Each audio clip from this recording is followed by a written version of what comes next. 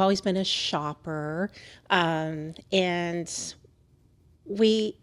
Jeff and I have a passion for antiquing. Both of us love vintage things. And, we started collecting things. And before we knew it, we're like, we could open a store because We have a enough lot of stuff stuff that we've collected that we could sell. Yeah. We either need to open a store or go on an episode of Hoarders.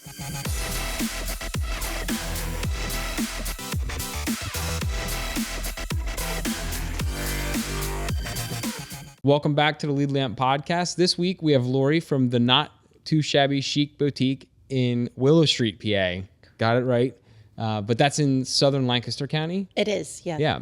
And then they had to educate me that Willow Street is not just a street, it's a town, but it's probably like my hometown, like you're through it really quick. It's a cute little town, yes. That's good though. I live in a little town like that and I love it. Let's talk about you. So just with getting to know you and a little bit before we started recording, you've been in Central PA pretty much your whole life. Yes. Give us a little bit of a backstory and an intro to what you're doing now. Well, I was born and raised right here in northern York County in Dillsburg. And, I grew up, I got married, I migrated to Lancaster County and have been there since probably 1993. Where in Dillsburg were you? Because I grew up near Messiah College. Me too. Did you? Yes. I was in Grantham. Okay. I wasn't in Grantham. Okay. I was more or less near not far from Filey's Church. Oh, okay. Nursery Road. Do you know where Yes. Nursery Road? Yeah. We weren't that far from each other. Yeah. Very cool. So. Very cool. Anyway, sorry, Oh, that's okay. I had to ask because Dillsburg's like a huge area, but that's It very is close. now, but when when I grew up there was one grocery store. We came to Mechanicsburg to go to the doctor and to. Yeah. It's way different now. Yeah. Like everything was in Mechanicsburg or York, so we had to go. Well, the urban sprawl is taking over. Anyways, back on track. Yes. So, you moved to Lancaster. I did. Yes. So my late husband got a job in Lancaster, and we moved there in 1993, and I raised my kids in Lancaster County, and so I consider myself a native there as well. And I enjoy living there, and lots of great. It's a great culture. It's a great vibe. It's a neat area, but each area in Central PA is kind of unique. It's got its own little subculture within each town. Sure. Which is kind of cool. But now you're in Lancaster. You raised your family. You're essentially now you're a native to Lancaster. Sure. I guess professionally you're doing your thing. You're working. Kids are getting older, but you're looking to do something probably a little bit different. Yes. As well. Yes. So, I have a business partner. His name's Jeff, and Jeff's looking to retire. And myself, I'm looking for, just a creative outlet, and a way to indulge my passion for beautiful things. Mm-hmm. You have an inspiration. You guys are looking to either, transition from professional, corporate, or not corporate, but working world to kind of, it's still a business, but it's more something that you guys can manage post-retirement or post, the next phase. Sure. And is this something, how did you come up with the idea of doing the boutique or doing what you're doing now? Obviously, were you always making and creating before? Now you want to bring that into a storefront for people? Yeah, I've always been a shopper, and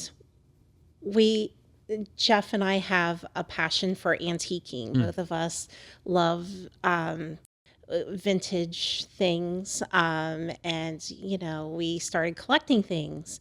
And before we knew it, we're like, we could open a store because we have a enough lot of stuff that we've collected that we could sell. Yeah.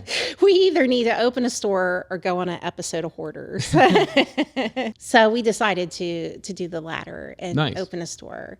And, and the goal is to provide nostalgic and and warmth and comfort to our customers, and offer just the cool, eclectic items. Yeah. So I was going to say, it's not, are you trying to do like the traditional antique store where it's just like rows and rows and rows of stuff? Or are you looking, are you looking for specific types of items where you want to create an experience with those types of items? Like, are you guys picky with what you have in the store, or is it like some antique places you go to and it's just like endless aisles of you name it? No, we don't want that. Okay. And we don't have that much space, first of all. And secondly, we are very picky about what we sell in our store. Okay.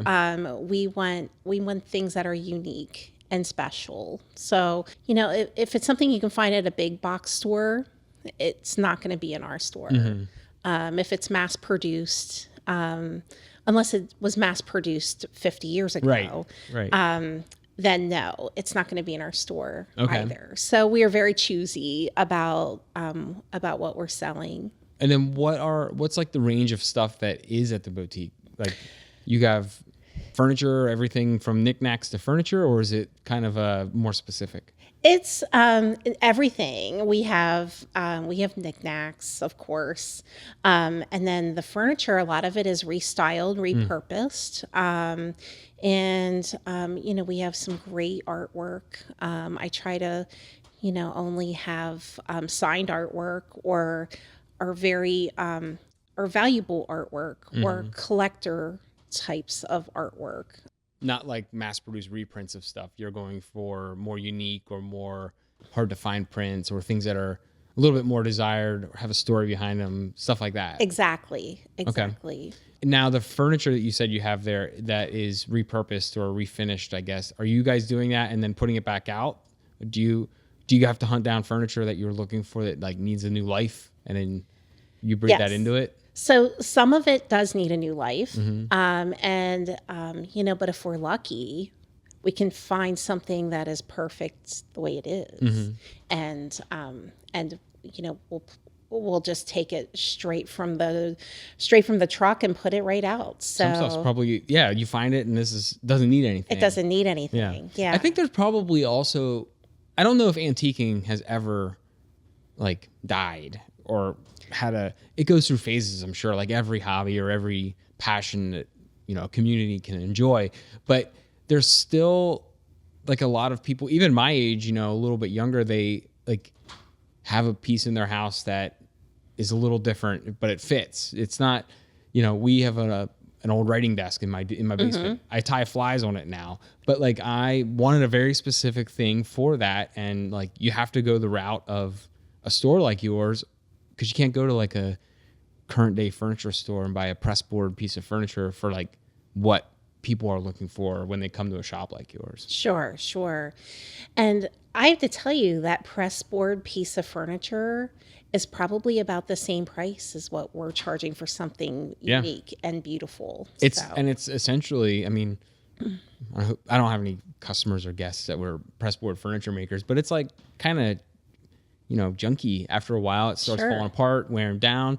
Like old solid wood furniture, it might need refinished, or pretty much probably with any of your antiques. Like, it's got some life that has been weared on it and needs some TLC. But that gives it character. But it's also extremely sturdy still. Sure. It's not like soaking up water and falling apart. Right. You wanted to have that classic look and that classic build too. I mean, they don't make furniture like they used to. No, we were just talking about, this was over the weekend, different story, but I remember like I'm still old enough to where like I learned how to dial on a rotary phone. And I remember my grandma's rotary phone was like solid metal. Yeah. Like you can't buy furniture or appliances or anything like that anymore. But like people still desire some of those things. Sure. I mean, you could use that thing for a weapon.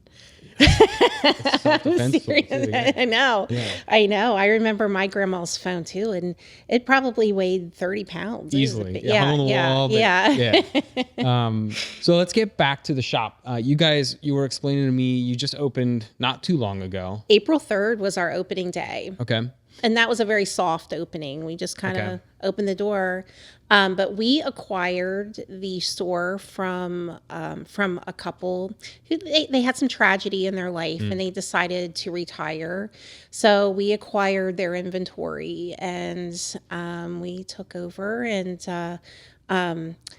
some of it is in storage right now. Some of it was integrated in with our merchandise, and some of it I just donated. So because it's different merchandise than what we're offering. Yeah. So it's nice to start with inventory, but some of it had to be moved around or taken out. Sure. Now let's kind of go back in time to pre-soft opening. Obviously you knew somebody, or you came into acquaintance with somebody who needed to get out of their business. Well, sure. And there's a funny story behind that. So basically, Jeff and I had been looking around probably for about a year for a good location. We were just looking for the right location, and we happened upon the store in Willow Street one day, and we had just come from a funeral, and we were just, we didn't feel like going home yet, and we wanted something to do, and we're out riding around, and I'm like, this store's never open. Let's just go in and see what they have.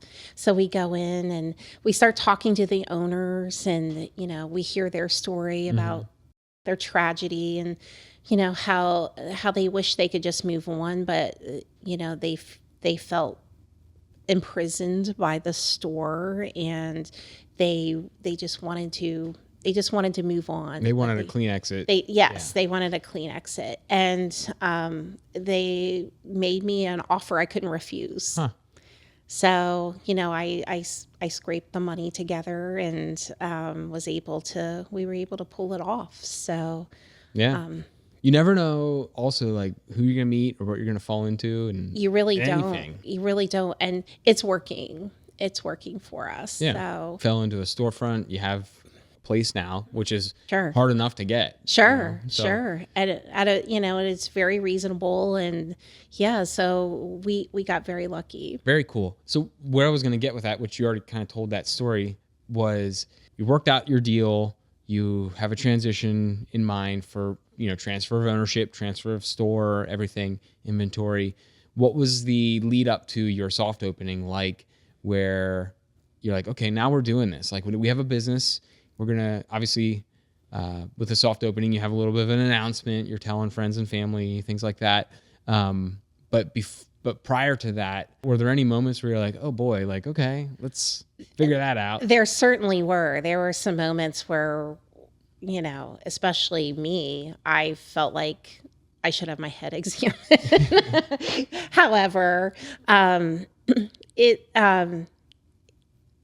there was a huge transition as far as the inventory. What are we keeping? What are we saving? What are we, how much we even sell this stuff for?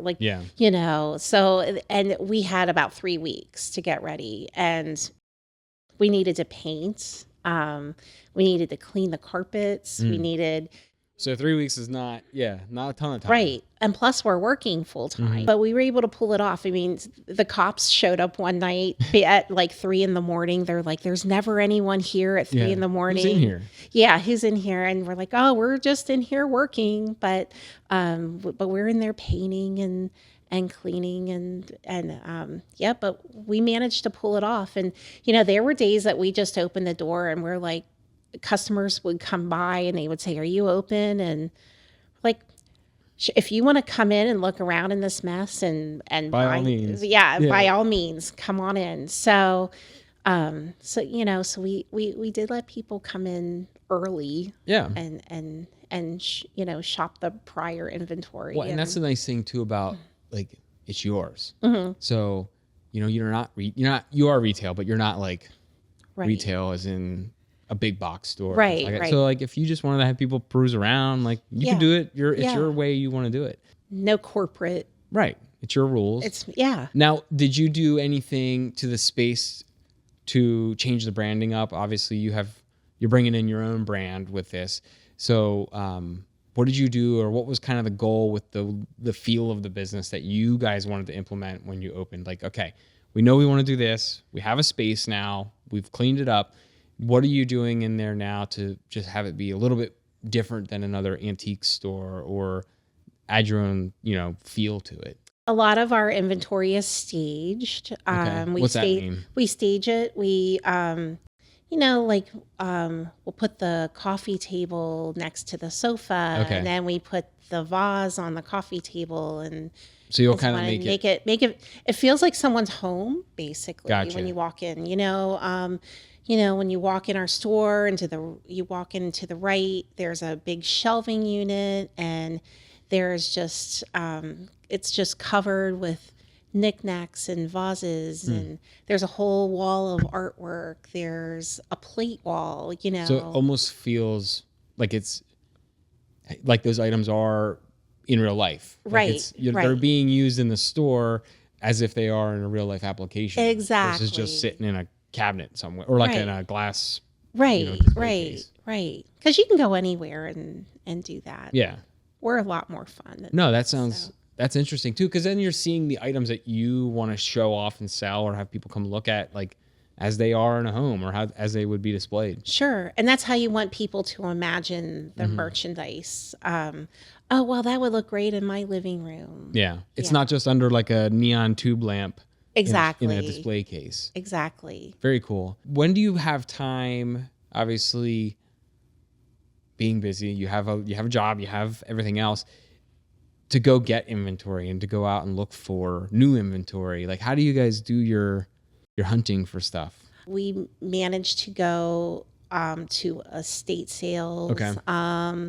We're always checking different avenues as far as acquiring things, looking for just unique things. I feel like it never ends though. Like It doesn't. Like you're always on the hunt for Every week. things. Every week there's new things. Very So, cool. yeah. And you probably stumble upon stuff too, where you're just like, this I don't know if I this place is can't- gonna have any, and then yeah. it's a treasure trove. Right.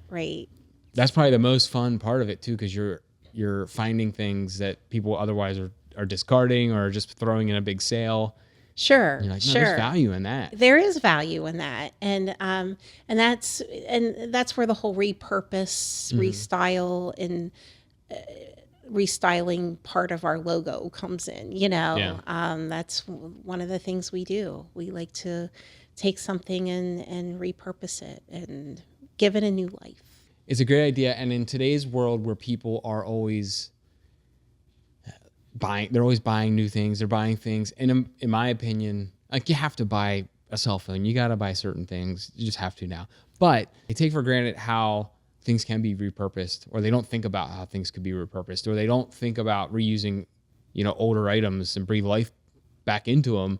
They're just buying another thing and pitching an old thing, moving on to the next. But in reality, a lot of things that were made 20, 30, 40 plus years ago, like, still have an application for, a dinner table, Sure. or, a chair that's reupholstered, or whatever it is. Like, it's just everything's become so disposable. And then what you guys have is you're showing, like, no, you can still use this for that. Mm-hmm. So sorry, I didn't mean to rant about anything. Oh, no. But I feel like I it love is it. like, especially my age, it's very consumerist. Like, it's just buy and recycle and buy, or not recycle in a good way, but pitch it, get another thing. Mm-hmm. Whereas you can still get beautiful items. Sure. They're just not at, big box store. Exactly. And to us, our customers are important. Mm-hmm. They're our livelihood, and they mean something to us. And we want to help people. We want to help people curate their own space. Mm-hmm. And Do you have people come to you that are looking for something, and you might not have it, but you'll say, like, I'm gonna keep my eye out for that? Yes. Or they have a space they need to fill with something, but they don't know what, and you're like, well, hang on, I got some ideas. So they're like coming to you either to find things, or coming for you for ideas? And yes, and that happens quite often. And I also like to preface that with, I'm not an interior designer. However, I do have a knack for Sometimes you putting just need things another together. opinion. Yes, Yeah. right. Yeah. You know, So like, I'm just a girl with an opinion. yeah. But, I think, my wife will do that to me sometimes too. And I'm not an interior designer at all, but it does help no matter what you're working on to, ask someone else like, but does this look right? Or what can I put there? And just reaching out, especially if you're used to looking, you might have downplayed your eye for how something will look if you're looking for an item, but you're doing this for a reason. So if someone comes to you and they're like, hey, I need a piece to set on a shelf. This is kind of our decor, our theme in this room. Like, obviously they're coming to you. They think of you as an expert in those things. So Sure. they're placing trust in you to help them find something. Sure. And we do that quite often, Good. actually. So, and that's very rewarding. Mm-hmm. And you get repeat customers out of that. Oh my goodness. Yes. Oh man, next time I need whatever it is, a centerpiece for a table or a thing for a shelf or even a gift. Sure. Like, I'm going to go down there and figure out what they're going to help me find something. Sure. And then we kind of skimmed over that too. But if someone came into your boutique and was asking for something, but you didn't have it, you guys are also able to like, oh, okay, well now I know, Paul he's looking for this. Sure. So I'm going to keep that on a list. And if I'm ever out and about, I know that I have a customer that's looking for something like that. Sure. For example, we have a customer who collects ashtrays. Oh, cool. Like the old style ashtrays. And so, it's just one of the things that I keep in mind now. You find a cool, unique I found a couple. Yeah. So. And they're harder and harder to find because Sure. no one uses them anymore in Sure. like public places. And I take names and phone numbers, and I actually just today had someone message me on Facebook asking me for a certain item, and I don't currently have it, but I'm looking for it. Yeah. If in a month you come across Sure. it, you'll remember. Sure. I gotta message that person. Yeah. So, and that's also something you don't get at like a chain store or anything for the most part, is like that personal. That personal touch where you're like, I know they're going to be looking out for me if I need something, or Sure. they'll have that thing. They might not have it today, but they might know someone that has it, or they might be able to point me in the right direction. Sure. That like small businesses do so well with that, where, a lot of larger brands miss the mark, and you're Right. in like that's the perfect ecosystem to not just because you're looking for a sale, but just to help somebody. Like, Sure, right. I don't have that, but this person might have it for you, or I might be able to keep an eye out for you. And when I have it, I'll give you a shout. Mm-hmm. Like that doesn't exist in big brands. Right. Yeah. Right. I spent several years working in retail, and you're right. It just, they look at their customers as a number, or how much did they spend, or, we don't care if you spend $10 or if you spend $1,000. Right. Obviously one right. is a little nicer. Well, one's a little nicer than the other, but no. But if you get 100 people spending $10, Exactly. that's a good, that's just as good. And if we could help 100 people, like make their life just a little bit better, then that's worth it to us. Well, it builds. It builds, especially because you're newer. Like you probably see it already, but we're also a small business. But you start to see that snowball effect where, in the beginning you're like, when you first open your doors, even as a soft open, you're like, okay, like we hung our sign out. Yeah. Any day now, like Here you're we gonna come go. in, but you start to see it snowball because Sure. they tell their friends, or they see your sign, they're driving home past your storefront every day, and they, it starts to accumulate and it starts to build. But that's fun. That's the fun part. Once you start to notice that momentum, It's incredibly fun. Yeah. Yeah. Now, we'll wrap up with a couple other questions here. So what do you think is the most enjoyable part for you as a business owner doing the thing you like to do? Like if you had to pick one thing that keeps like your engine running with it, what would that be? I just love making the customers happy. we just delivered a sofa to a sweet lady who, she just had surgery, and she just needed a smaller sofa because she couldn't fit her lift chair and her sofa in her living room. So she had to get rid of the sofa. And we accommodated her with something smaller, and we delivered it. We carried it in for her. We took care of her. And Nice. To me, that was a very rewarding thing. And she's always sending me pictures of the neighbor's dog came over and laid on her couch, and and it makes her happy. So Right. And you were able to be a part of making her life a little better. easier. Yeah. She's more comfortable now. That's my thing. That's what I like. And you don't know what the next one that comes through your door will be that you can help that way. Like it could be, like you said, the sofa, making more room for somebody, or it could be something as simple as, someone grew up with a family member and that piece reminds them of a relative that had, is no longer with them, but you're providing that joy to those people. Sure. And in a way that you don't know what the next one will even be, probably, right. Which is kind of exciting. It is exciting. Yeah. It is exciting. So what's next up for your boutique? So you have been open for a little bit. Do you guys have any plan? Nothing. If you can't share, you don't have to share. But if there's any cool plans, I know you were alluding to a couple that you like. You got to get the momentum started on it before you can do that. But if there's anything you were brainstorming that you do want to announce or talk about. Yes, I have some ideas in mind. I do. Actually, I think my next little endeavor is going to be. So we're open Thursday, Friday, and Saturday. Okay. So Thursday and Friday, 10 to 8. Saturday, 10 to 4. Okay. So the rest of the week kind of leaves a gap. So we were thinking about starting a little pop-up shop outside. So I think that's what I'm working on next. Yeah. So well, the weather's nice, even through like mid to late fall. You got plenty of time. Exactly. Yeah. As long as the weather's nice, even if it's freezing out, you can still. Yeah. Well, that's what I meant. Like still shop outside. Really, honestly, like the only times I wouldn't want to be outside waiting or like manning that would be like after Christmas till like Easter. Like that's really the only miserable time, and that's not even that miserable, but like. Well, actually, we were gonna do something like and we're working on that. We're working on how to collect payment on that, but we're thinking honor system and just having like small items, some small items. That'd be neat to try. Yeah, it'd be a fun experiment. Yeah, I think so. Okay. So yeah, it'd be a bit of a social experiment too. Like we'll just see what people do. Yeah, be fun to just to.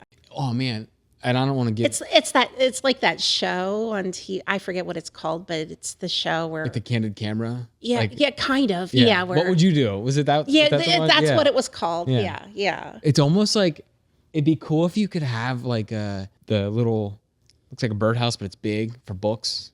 It's a little window. It's like take a book, leave a book. Yeah. It'd be really interesting if you could do something like that where it's like take an antique, like small things, if it fits in the little thing, like take an antique, leave an antique, or take a thing, leave a thing for people because they could be like, oh, I have a little salt well and I don't need that. And they put it in there, but then there's like an old book or there's an old whatever in there that I don't know. Yeah. It'd be interesting because then it's like no cost to you. People are just in the community trading little items. Sure. And even food too. I was thinking about doing like, canned goods and things. Yeah, like a food drop. Take a can, leave a can. Or if you need, take if you need kind of thing. Right. Yeah. Yeah, because you never know who that'll also impact. Yeah. Yeah. And that's not like again, that's something that any business could do. That's no cost to them other than a little bin or something to put it in, but could get someone through the night or you never know. Until the next paycheck. You never know. Yeah. And that could really touch someone's life that otherwise would have no idea to come there. Like you'd have no idea that you ever had an impact on them. Sure. Yeah. We also take donations as well at our store. So if you have some stuff you'd like to get rid of and you don't have a lot or whatever, and you can drop it off and we'll make a donation to a charity of your choice. Okay. in your name for So if you're cleaning up and you have a Yeah. box of things, you're like, Yeah. I'm gonna put this. yeah. Very cool. So Is there anything else you wanted to share as far as like new things for the business? Any, you know, any announcements or anything like that, or just ways that people can find you? well, we're on Facebook and Instagram right now, and And your so- Google Maps listings works because Yes. when I was doing my research on you guys, I found okay, you. great, Yep. great. Do you have an email that people can email the shop? It's on my Facebook Okay, page. so all the yes, contact yes. info can be found on your Facebook. It can be. Yes. Gotcha. Yes. Okay. Well, and if anyone's interested in finding your boutique here, we'll have all the information in the show notes. Okay. So on YouTube, Facebook, all the things when we post it, all the links to the Instagram, the Facebook page will all be right there. We might put like a little Google map listing too, so people can click it for directions. Sure. But yeah, no, like it's exciting. I'm excited to see you guys grow a little bit and Sure. watch your journey. But I appreciate you sharing your story too. Thank you for having us. I'll have to come down because I know my wife's Please always do. looking for little things to put around the house. So maybe Yes. that'd be a fun afternoon trip. We're the opposite direction, but that'd be a fun day trip. And bring some friends. Okay. Yeah. We'll have a party. Bring Yeah. I was thinking the other thing, and we'll wrap up on this. But like, even if you did like coffee days or like you know, it's things that are low cost, but could bring people in. Like, oh, today we're doing, you know, if it's National Donut Day or I don't know, whatever the thing is, you could. We do that. did hot dogs. Hey. And we gave away like, I bought 100 hot dogs and we no. gave away like 3 hot dogs. Oh, no. And I'm like, oh my gosh. Yeah. And then we tried pup cups. Okay. Yeah. Like bring your dog and, you know, we have treats for the dog. Is the town, is Willow Street like a walkable town? No. Okay. No. Because Yeah. like if you had like a sidewalk storefront and you Yeah. had given away dog treats or something, like that's a Right. different. Okay. Right. But it is out in the country and it's, you know, like I could see people driving around with their Yeah. dogs in the Yeah. car going out for a drive or That's kind of how mine is. I live in like Newville, but it's Okay. I don't live in town. It's not like a walkable area. So I could see, you know, if it's very rural, I get it. Yeah. You'll get there though. There'll be something that you do though where you're like, that one was a home run. Yeah. You just gotta kind of throw a couple darts at the wall. Yeah. Yeah. Awesome. Well, hey, again, thank you for coming on and sharing. If anyone's interested, again, links will all be in the bottom. Okay. And then, like I've said, if you ever have any updates, you feel free to come back on and continue your story with us. I would love to come back. Yeah. This was fun. Thanks for watching. If you're interested in becoming a guest on the Lead Lamp podcast, or you need some help with some digital marketing services, make sure you give us a shout.